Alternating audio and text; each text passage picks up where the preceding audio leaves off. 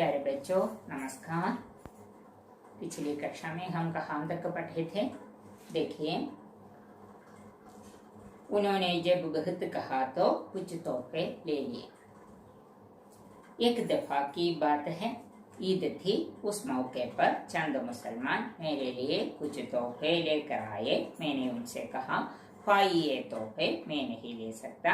उन्होंने जब बहुत कहा तो कुछ तोहफे ले लिए. അത്രയുമാണ് നമ്മൾ പറഞ്ഞു നിർത്തിയത്. ഈദ്ക്കെ മൗക്കെ पर बादशाह कहाँ थे? എവിടെയായിരുന്നു? റംഗൂൺ. वे क्यों റംഗൂൺ गए? വെറുതെ അദ്ദേഹം റംഗൂണിൽ സന്ദർശിക്കാമെന്ന് ചോദിച്ചപ്പോഴാണ്? അല്ല, അദ്ദേഹം അവിടെ തടവറയിലായിരുന്നു അല്ലേ? അപ്പോഴവിടെ ഒന്ന് നോക്കിയാൽ നിങ്ങൾ वे क्यों റംഗൂൺ गए എന്നൊരു ക്വസ്റ്റ്യൻ ചോദിച്ചാൽ നമുക്ക് ആൻസർ എഴുതണ്ടേ? प्रश्न संख्या 14. दिल्ली के अंतिम मुगल बादशाह बहादुर शाह सफर के नेतृत्व में भारत की स्वतंत्रता की पहली लड़ाई 1857 में शुरू हुई थी. ब्रिटिश सरकार ने 1857 की स्वतंत्रता की पहली लड़ाई को परास्त कर दिया. उन्होंने बहादुर शाह सफर को 4 दिसंबर 1858 को मगर नामक ब्रिटिश युद्धपोत से रंगून भेज दिया. रंगून में उन पर सख्त पहरा था. അപ്പോൾ നമ്മളുടെ ബഹദൂർ ഷാ സഫർ, റാണി ലക്ഷ്മിഭായി, താന്തിയ തോപ്പി ഇവരും എല്ലാവരും കൂടി ചേർന്നാണ് ആദ്യത്തെ സ്വാതന്ത്ര്യ സമരത്തിന് വേണ്ടി തന്നെ തങ്ങളുടെ ഹിന്ദുസ്ഥാനെ ബ്രിട്ടീഷുകാരുടെ കയ്യിൽ നിന്ന് രക്ഷിച്ച് സ്വതന്ത്രമായിട്ട് തന്നെ ഞങ്ങൾക്ക് നിൽക്കണം, ഞങ്ങൾ എന്നും സ്വാതന്ത്ര്യം ആഗ്രഹിക്കുന്നവരാണ് എന്നുള്ള ഒരു നിലപാടോടുകൂടി ബ്രിട്ടീഷുകാർക്കെതിരായിട്ട്, കമ്പനി പട്ടാളത്തിനെതിരായിട്ട് യുദ്ധം തുടങ്ങുകയാണ് ചെയ്യുന്നത്. അപ്പോൾ അങ്ങനെ നമ്മുടെ ബഹദൂർ ഷാ സഫറിനെയാണ് അതിൻ്റെ നേതൃനിരയിലേക്ക് തിരഞ്ഞെടുക്കുന്നത്. അദ്ദേഹം വളരെ പ്രായം ചെന്ന ഒരു വ്യക്തിയാണ്. എന്നിട്ടും അദ്ദേഹത്തിൻ്റെ നേതൃത്വത്തിലാണ് ആ ലഡായി തുടങ്ങുന്നത്. പക്ഷെ ആ ലഡായി നയിക്കത്തക്ക വലിയൊരു പടയോ പടക്കോപ്പുകളോ വല്ലതും ബഹദൂർ ഷാ സഫറിൻ്റെ കയ്യിലുണ്ടോ? ഇല്ല. ദില്ലി എന്ന് പറയുന്ന അന്നേരം വളരെ ചെറിയൊരു രാജ്യം, ചെറിയൊരു സ്ഥലം മാത്രമായിട്ട്, ഹിന്ദുസ്ഥാൻ എന്നൊന്നും പറയാൻ പറ്റില്ല. ദില്ലി എന്ന് പറയുന്ന ചെറിയൊരു രാജ്യത്തിന്റെ അധികാരം മാത്രമേ ആർക്കുണ്ടായിരുന്നുള്ളൂ? ബഹദൂർ ഷാ സഫറിന് ഉണ്ടായിരുന്നുള്ളൂ. അങ്ങനെ ഒരു അവസ്ഥയിലാണ് എന്ത് നടക്കുന്നത്? സ്വതന്ത്രതാക്കി പഹ്ലി ലഡായി നടക്കുന്നത്. അപ്പൊ അങ്ങനെ ഒരു യുദ്ധം നടക്കുന്നെങ്കിലും ആ പട്ടാളക്കാര് വളരെ ബലഹീനരായിരുന്നു. ശക്തമായൊരു നേതൃത്വമോ ശക്തമായൊരു യുദ്ധം തന്നെയോ ഉണ്ടായില്ല. പെട്ടെന്ന് തന്നെ യുദ്ധം ബ്രിട്ടീഷുകാർ കീഴ്പ്പെടുത്തുന്നു. ബഹദൂർ ഷാ സഫറിനെ തലവിൽ പിടിക്കുന്നു. അവിടെ ദില്ലിയിൽ വെച്ച് അദ്ദേഹത്തിന്റെ മുക്തമയൊക്കെ നടക്കുന്നുണ്ട്. അത് കഴിഞ്ഞിട്ട് അദ്ദേഹത്തിനെ കുറ്റവാളിയാക്കി മുദ്രകുത്തി റംഗൂണിലേക്ക് നാട് കടത്തുന്നു. അത്രയുമാണ് നമ്മൾ വായിച്ചു നിർത്തിയത്. നമുക്ക് ഈ അടുത്ത ഭാഗത്തിലേക്ക് കടക്കാം അല്ലേ? ആകെ പഠേ. उन्होंने जब बहुत कहा तो कुछ तोहफे ले लिए. उसके एवज में मैंने मल्लिका का एक हार उनको दे दिया.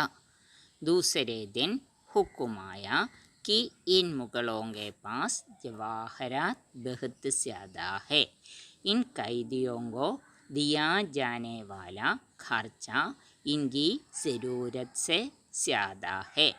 फिर वही हुआ जिसका डर था. हमारा खर्चा आधा कर दिया. നമ്മൾ എന്താ പറഞ്ഞുകൊണ്ടിരുന്നത്?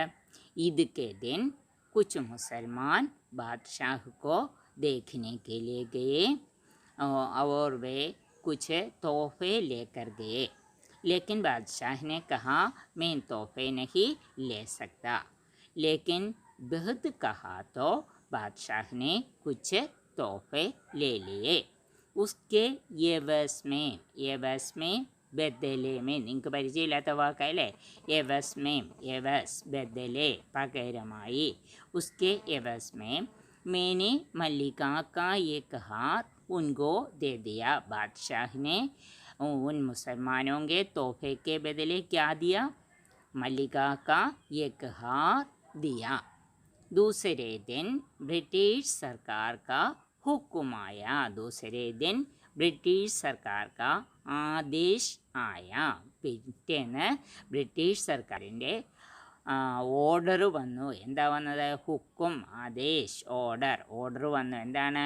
ഇൻ മുഗളോं के पास ജവാഹരാത് ബഹുത് സ്യാദാ ഹെ. ജവാഹരാത് രത്നസമൂഹം. ബഹുത്ത് തീർത്ഥാൻ എന്നാണ് അവർ ഉദ്ദേശിക്കുന്നത്. ജവാഹരാത് ബഹുത് സ്യാദാ ഹെ.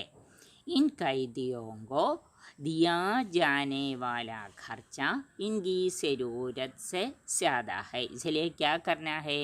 इन कैदियों को बादशाह और उनकी पत्नी और बेटे को देने वाला खर्ച്ച എന്താണ്? പേയ്മെൻ്റാണ്. അവർക്ക് ജീവിക്കാൻ വേണ്ടി കൊടുക്കുന്ന ഒരു ചെറിയ തുക. പേയ്മെൻറ്റ് उनकी ज़रूरत से, उनकी आवश्यकता से ज़्यादा है, अधिक है. फिर वही हुआ जिसका डर था. फिर वही हुआ जिसका बादशाह को भय था. किसका भय था? उनका खर्चा आधा कर दिया. उनको दिए जाने वाले पैसा कम कर देगा, यही उनका डर था. वही सच निकला. അപ്പോൾ അതിനകത്തെ ആ മെയിനായിട്ടുള്ള നിങ്ങൾക്ക് അപരിചിതമായിട്ടുള്ള വാക്കുകളൊന്നും നിങ്ങൾ നോക്കി. തോഫെ, ഇനാം, സമ്മാനം. പിന്നെ എന്താണ്? യവസ്, ബദലെ, പകരമായി. ഹുക്കും, ആദേശ്, ആജ്ഞ. ജവാഹരാത്, രത്നസമൂഹ. സ്യാദ, അധിക. ഖർച്ച, പേയ്മെൻറ്റ്. സെരൂരത്ത്, ആവശ്യകത. സ്യാദ, അധിക. ഡർ, ഭയം. അപ്പോൾ അത്രയുമാണ് അതിനകത്ത് നമുക്ക് അപരിചിതമായിട്ടുള്ള വാക്കുകൾ. അത്രയും വായിച്ചോ? ക്ലിയർ ആയോ? എന്തൊക്കെയാണ് അതിനകത്ത് പറഞ്ഞേക്കുന്നത്? ईद के दिन मुसलमानों ने तोहफे लेकर आए. तोहफे के बदले बादशाह ने उन्हें क्या दिया? बादशाह ने उन्हें मलिका का एक हार दिया. उसके एवज में मैंने उन्हें मलिका का एक हार दे दिया. दूसरे दिन हुक्म आया. क्या हुक्म आया? इन मुगलों के पास जवाहरात बहुत ज्यादा है. जवाहरात എന്താണെന്നാ പറഞ്ഞത്? രത്നസമൂഹം അല്ലേ? इसलिए क्या करना है? ब्रिटिश सरकार ने क्या किया? इन कैदियों को दिया जाने वाला खर्चा इनकी जरूरत से ज्यादा है, इसलिए उनकी खर्चा आधा कर दिया जाए. यही ब्रिटिश सरकार का आदेश. ब्रिटिश सरकार की ओर से क्या आदेश आया? इन कैदियों को दिया जाने वाला खर्चा इनकी जरूरत से ज्यादा है, इसलिए उनकी खर्चा आधा कर दिया जाए.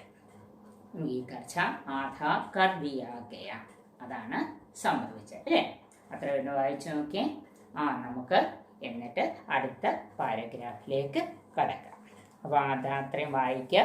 അതിൻ്റെ ആ ഒരു വേർഡ് മീനിങ് ഒക്കെ നോക്കിയതിന് ശേഷം നമുക്ക് നെക്സ്റ്റ് പാരഗ്രാഫിലേക്ക് പോകാം. ക്യാ ഖബർ കി യഹ് ഖത്ത് തുംകോ മിലേഗാ ഭി യാ നഹീ. സുൻതാ ഹും वे आदमी भरोसे के काबिल हैं जिनके हाथ यह खत भेजा जाएगा, लेकिन कितने ही शख्स मैंने ऐसे देखे हैं जो आखिर में दगाबाज और दूसरों के भेजे जासूस साबित हुए. लेकिन इस खत में मैंने ऐसा लिखा ही क्या है जिसकी मुझे फिक्र हो. एक बाप ने एक बेटी को खत लिखवाया है. न इसमें अपने मुल्क की कोई बात है न गैर मुल्क की. हमारी कब्र परदेश में बनेगी तय है, लेकिन अभी तो हम लकड़ी की फीकी हुई कब्र में जिंदा ही दफन है.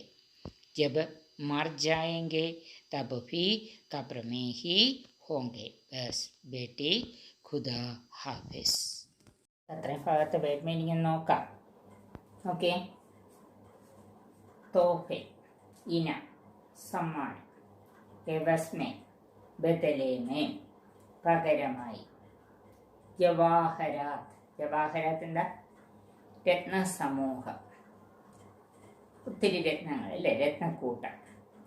കാബിൽ യോഗ്യൻ, ഷഖ്സ് വ്യക്തി, അതൊക്കെ അറിയാവുന്ന അല്ലേ, വ്യക്തി എന്നൊക്കെ പറഞ്ഞാൽ അറിയാലോ, ഒരാള്. ദഗാബാജ് ധോക്കാദേനേവാല, ചതിക്കുന്നയാൾ. ജാസൂസ് ഗുപ്തചരൻ, ചാരൻ. ഫിക്ര ചിന്ത, നമ്മളെന്തെങ്കിലും ഒരു കാര്യത്തെക്കുറിച്ച് വിഷമിക്കുക, വേവലാതിപ്പെടുക, അങ്ങനെയാണ്. അത് നമ്മൾക്ക് വല്ലാത്ത ചിന്തയാണ്, അതിനെക്കുറിച്ച് വല്ലാത്ത വിഷമമാണ് എന്നൊക്കെ പറയില്ല. ആ മീനിങ് തന്നെയാണ് അവിടെ ഫിക്ര, ചിന്ത. മുൾക്ക് ദേശം, സ്വന്തം ദേശം. ഗൈർ മുൾക്ക് വിദേശ്, അന്യദേശം, വിദേശം.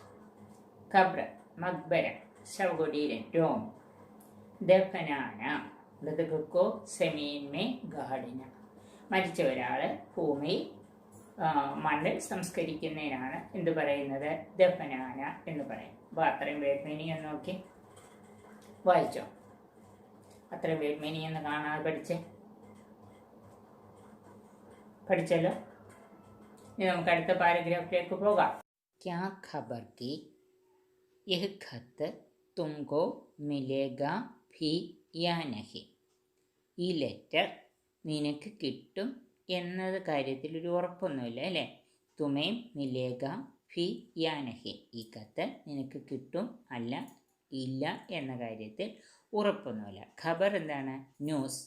ഇവിടെ അത് ഒരു എന്താണ്, അതിൻ്റെ ഒരു സാധ്യത അല്ലെങ്കിൽ ഉറപ്പ് എന്നൊക്കെയുള്ള മീനിങ്ങിലാണ് കൊടുത്തേക്കുന്നത്.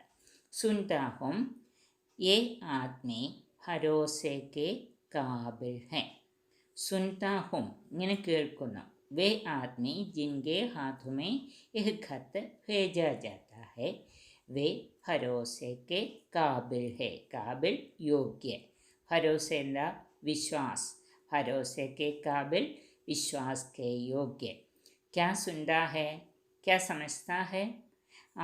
बादशाह यह समझते हैं कि, यही विश्वास करते हैं कि ये आदमी जिनके हाथों में यह खत भेजा जाता है वे विश्वास के योग्य है.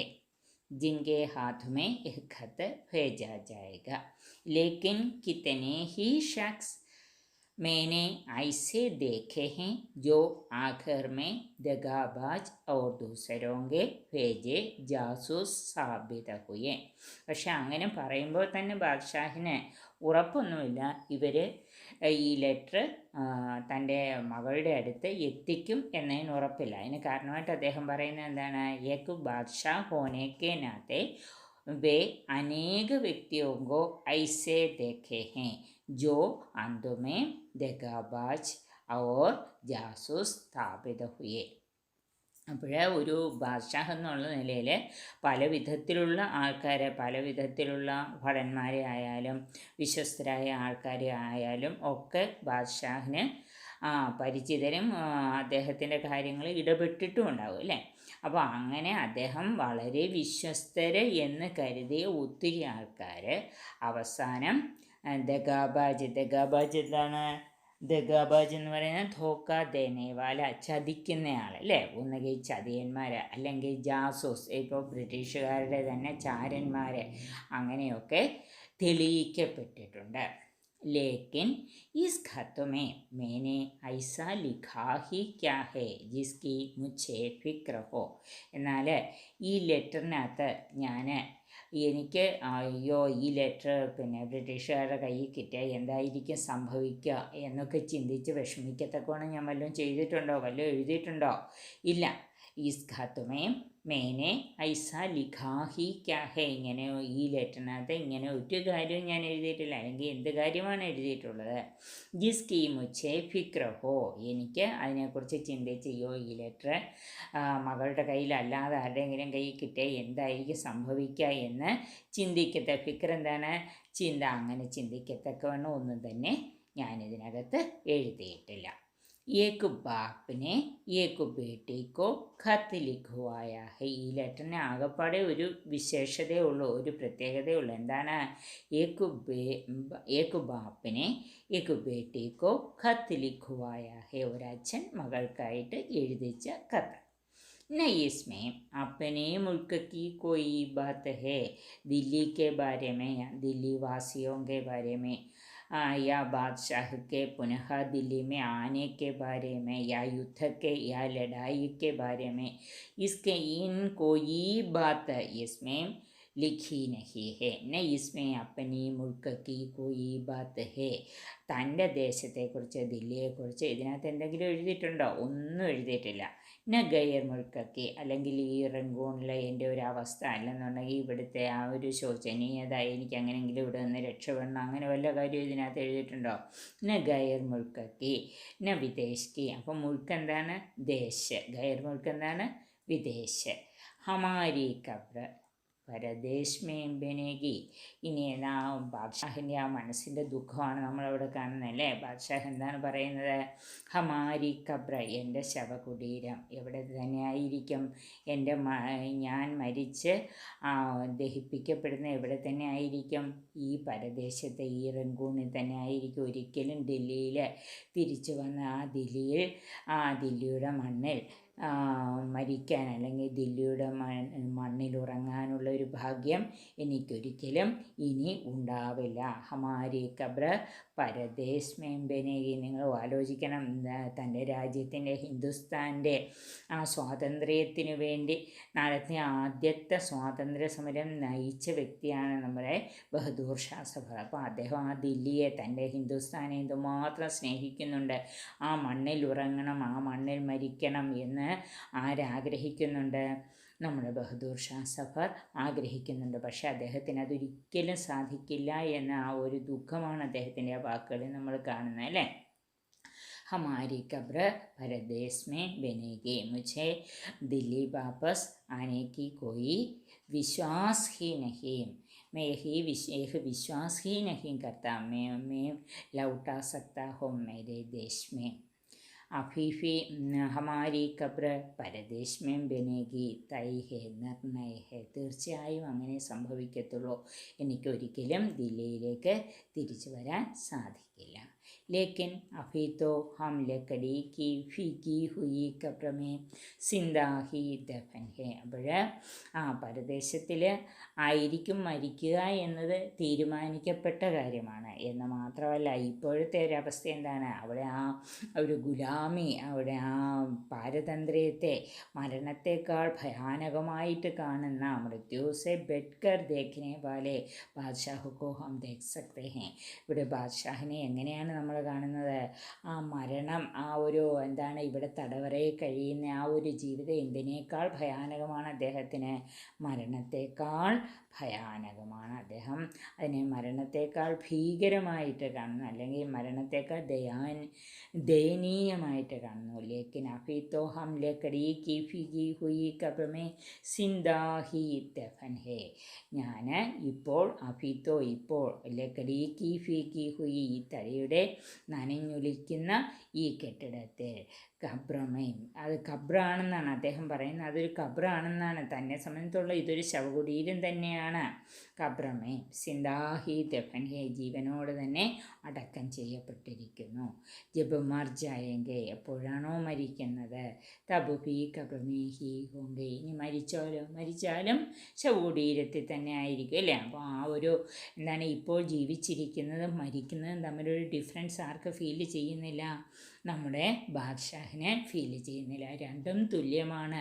അല്ലെങ്കിൽ ഇപ്പോഴത്തെ ഈ ഒരു ജീവിതം മരണത്തേക്കാൾ, മരിച്ചു കഴിഞ്ഞുള്ള ആ ഒരു ജീവിതത്തേക്കാൾ, മരണത്തേക്കാൾ ദയനീയമായിട്ടാണ് ഇവിടെ ബാദ്ഷാഹ് കാണുന്നത്. സിന്ദാഹി ദഫൻ ഹെ, ഞാൻ ജീവനോട് തന്നെ ഇവിടെ അടക്കം ചെയ്യപ്പെട്ടിരിക്കുന്നു.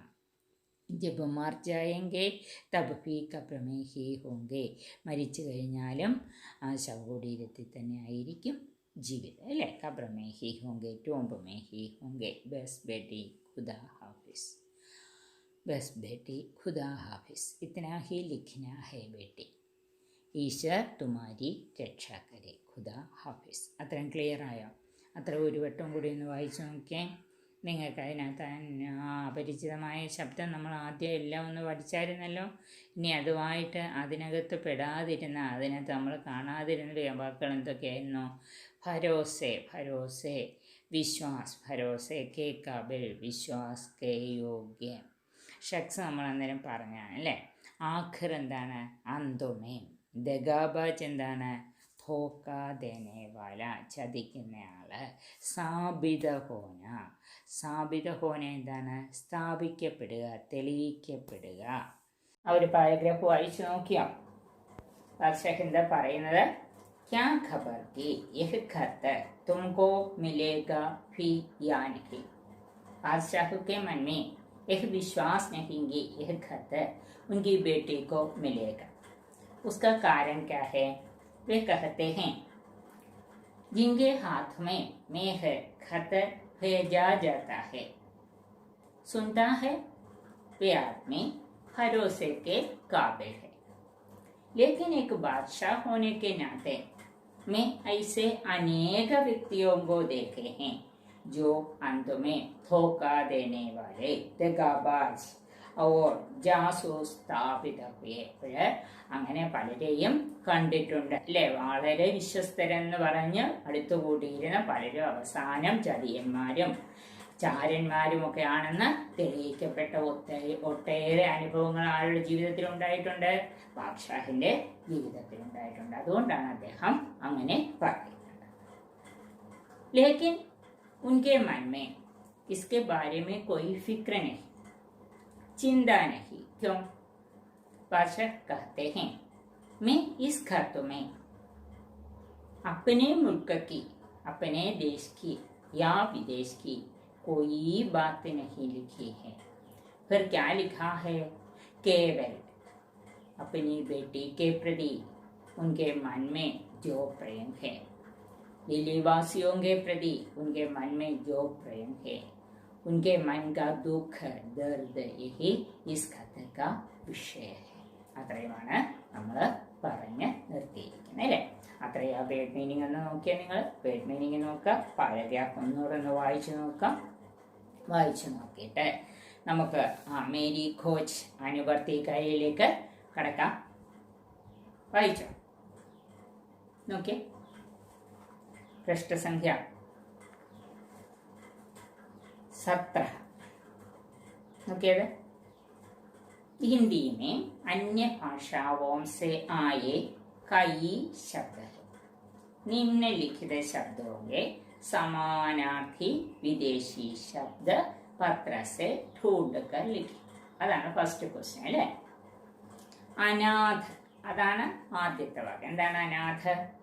അതിനുള്ള വേർഡ് നിങ്ങൾ കണ്ടുപിടിച്ചോ? ഉണ്ടോ?